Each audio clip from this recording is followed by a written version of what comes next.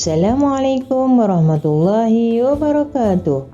Alhamdulillah, bertemu lagi kita pada hari ini bagi meneruskan pembelajaran kita Pendidikan Islam tahun 4 bidang sirah dengan tajuk Dakwah Rasulullah sallallahu alaihi wasallam.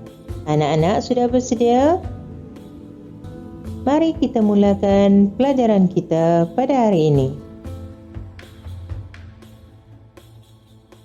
Apakah maksud dakwah? Maksud dakwah ialah menyeru dan mengajak umat manusia untuk beriman dan taat kepada Allah Subhanahu wa taala serta kembali ke jalan yang benar.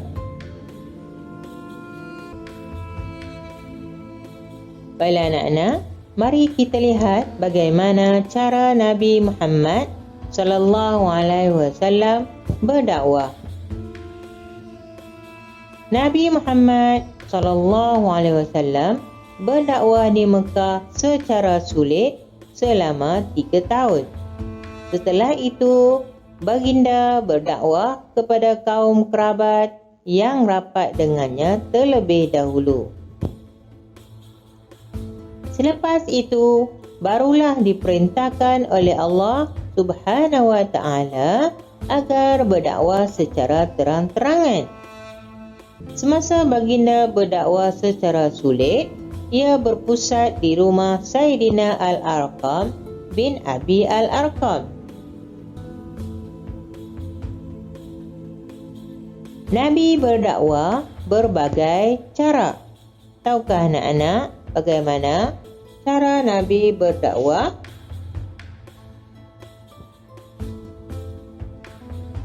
Berdakwah secara lisan melalui nasihat, tazkirah, dialog, bercerita dan berdebat.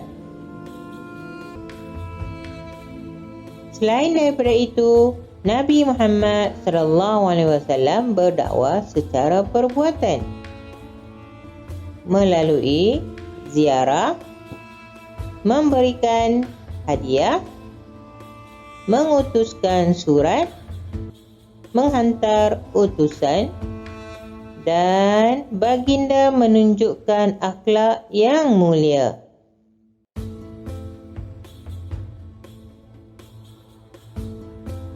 Namun begitu anak-anak, dalam Nabi berdakwah banyak cabaran dan dugaan yang baginda hadapi.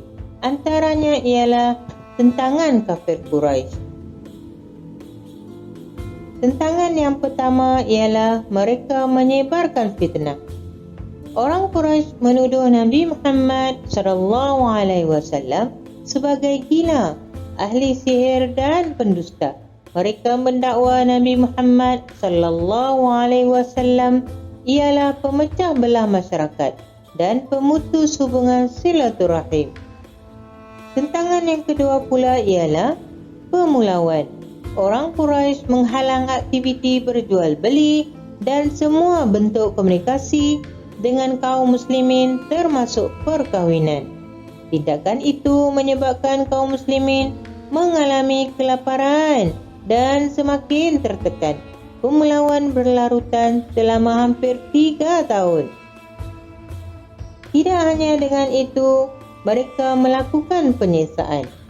Terdapat pelbagai siksaan yang dilakukan terhadap kaum muslimin seperti dijemur di padang pasir dan diletakkan batu yang besar di atas dada mereka seperti yang berlaku kepada Sayyidina Bilal bin Rabah. Seterusnya mereka melakukan pembunuhan. Ada juga dalam kalangan para sahabat Nabi Muhammad sallallahu alaihi wasallam yang dibunuh dengan kejam seperti Sayyidina Yasir dan Sayyidatina Sumayyah. Walaupun baginda menerima tentangan yang hebat daripada kafir Quraisy, namun baginda tetap menunjukkan akhlak yang baik kepada mereka. Antara akhlak Nabi dalam menghadapi tentangan kafir Quraisy ialah bersabar. Nabi Muhammad sallallahu alaihi wasallam sentiasa bersabar dengan ujian dan cabaran.